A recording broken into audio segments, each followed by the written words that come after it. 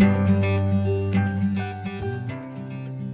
Everyone, welcome to Mishra online classes. मैं हूं निशा मिश्रा और आज के इस वीडियो में आपके लिए लेके आई हूं हिस्ट्री के 4th चैप्टर का 3rd पार्ट।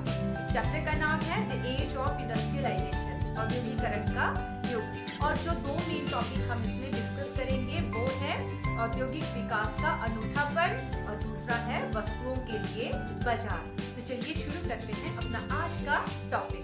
तो चलिए शुरुआत करते हैं इस वीडियो के पहले टॉपिक से, जो है औद्योगिक विकास का अनूठापन, the peculiarities of industrial growth. Bharat में औद्योगिक उत्पादन का वर्चस्व रखने वाली यूरोपीय प्रबंधकीय एजेंसियों की कुछ खास तरह के उत्पादों में ही दिलचस्पी थी। उन्होंने औपनिवेशिक सरकार से सस्ती कीमत पर जमीन लेकर चाय, कॉफी के बागान, खनन, नील तथा जूट व्यवसाय जैसे व्यवसायों में ही निवेश किया। इनमें से ज्यादातर ऐसे उत्पाद थे जिनकी भारत में बिक्री के लिए नहीं बल्कि मुख्य रूप से निर्यात के लिए आवश्यकता थी।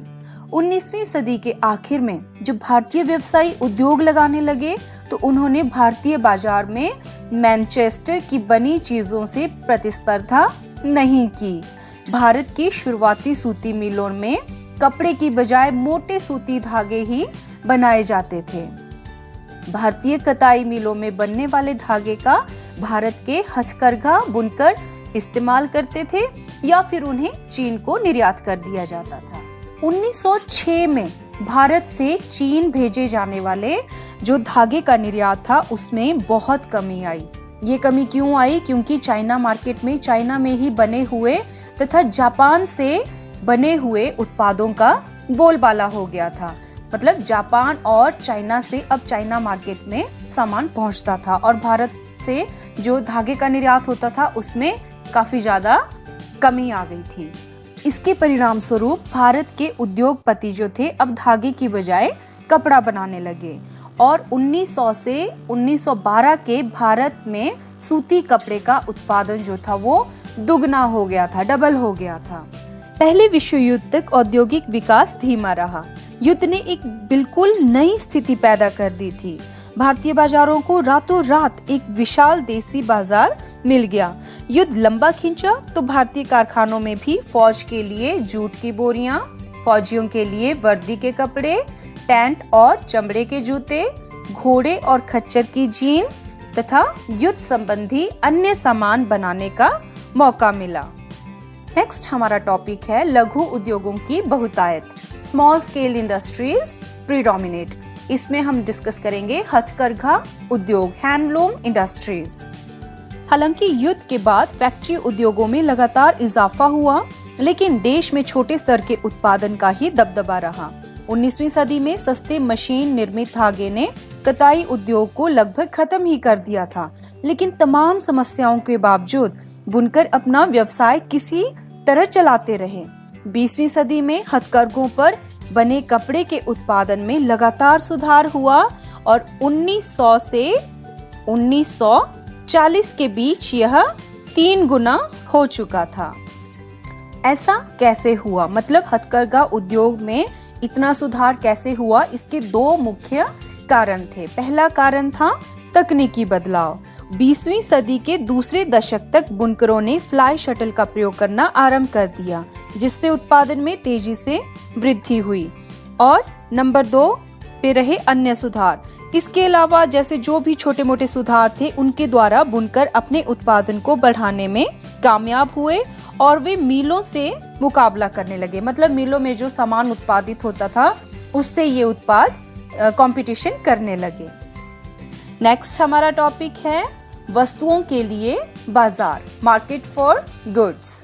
ब्रिटिश निर्माताओं ने भारतीय बाजारों पर कब्जा जमाने का प्रयास किया, लेकिन भारतीय उद्योगपति भी कहां पीछे रहने वाले थे। उन्होंने भी अपने देश में अपने उद्योगों में तैयार माल के बाजार को फैलाने का भरपूर प्रयास किया। जब नई चीजें बनती है तो लोगों को उन्हें खरीदने के लिए प्रेरित भी करना पड़ता है।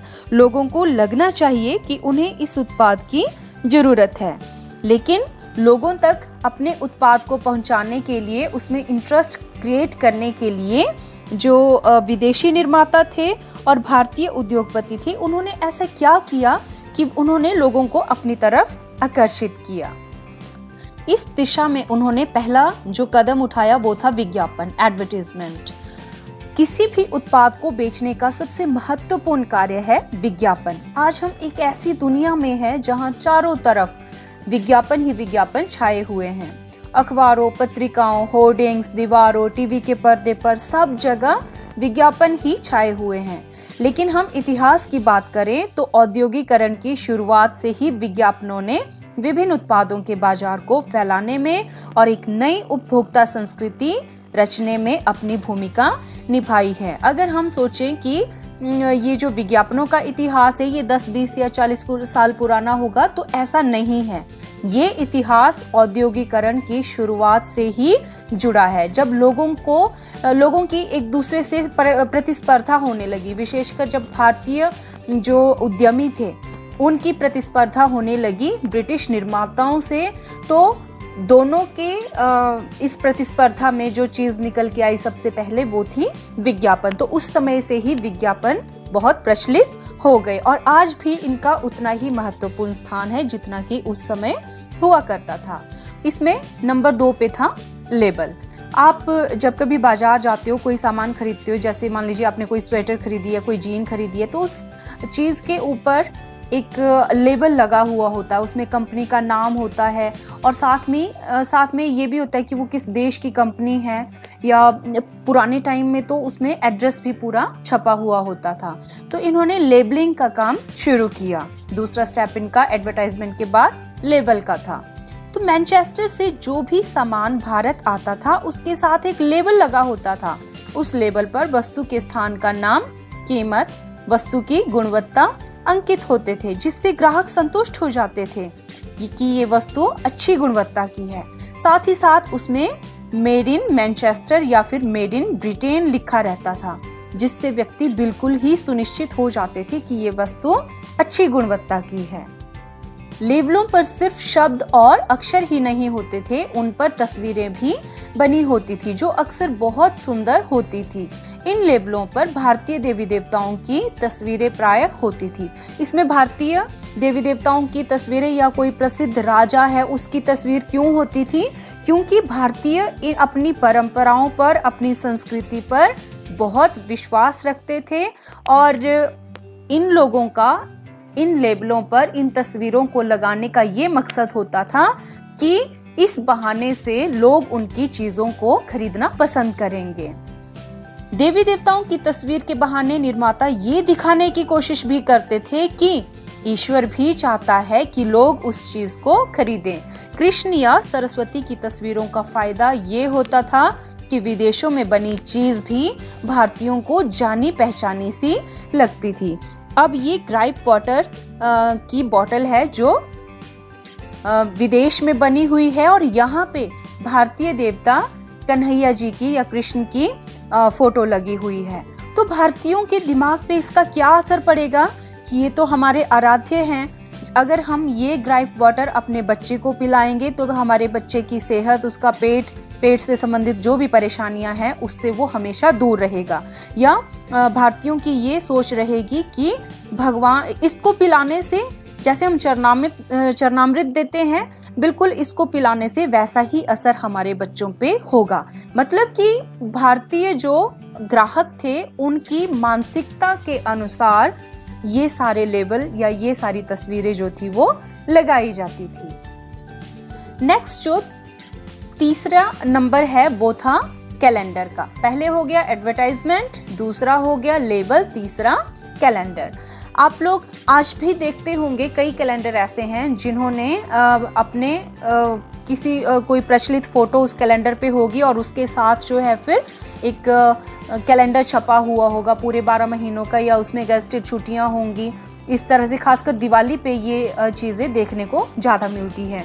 तो ये प्रचलन उसी समय से शुरू हो चुका था और उस समय वही भारतीयों की मानसिकता को ध्यान में रखते हुए, उनकी धार्मिकता को ध्यान में रखते हुए, उनके आराध्य देवी देवताओं से संबंधित जो तस्वीरें होती थी उनको कैलेंडर पे लगाया जाता था और उस पे उस वस्तु का या उस उत्पादन का एक जो विज्ञापन होता था वो छपा रहता था, ताकि लोगों के घरों में लगा हुआ ये कैलेंडर हमेशा उनकी आंखों के सामने रहे और जब भी वो इस कैलेंडर को देखें तो उनके बने हुए उत्पाद पर उनकी नज़र जाए और वो चीज़ उनके दिमाग में बैठ जाए। ठीक ऐसे ही जैसे यहाँ पे आप सोप का ये एडवर्टाइजमेंट देख रहे हैं, यहाँ पे ग्राइप वाटर की है।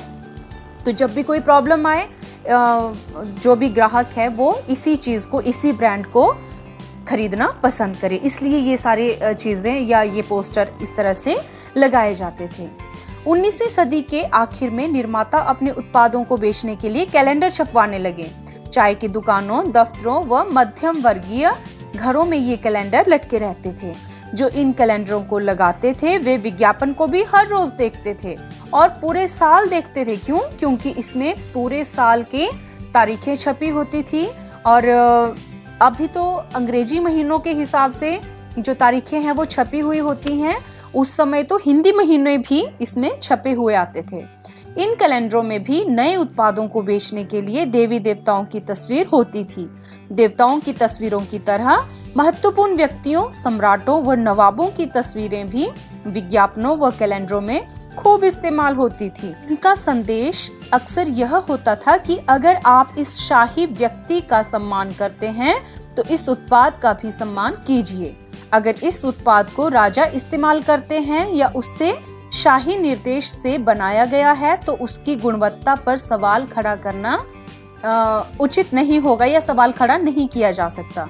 जब भारतीय निर्माताओं ने विज्ञापन बनाए तो उनमें राष्ट्रवादी संदेश साफ दिखाई देता था। ये विज्ञापन स्वदेशी के राष्ट्रवादी संदेश के वाहक बन गए थे। तो आज के इस वीडियो के साथ आपका जो 4th चैप्टर है हिस्ट्री का वो कंप्लीट हो जाता है। उम्मीद करती हूँ आपने इसको अच्छे से समझ लिया होगा और इससे जो भी इससे रिलेटेड नोट्स हैं वो भी बना लिए होंगे। कल हिस्ट्री के 5th चैप्टर के 1st पार्ट के वीडियो में आपसे फिर मिलेंगे। तब तक के लिए हैव अ नाइस डे।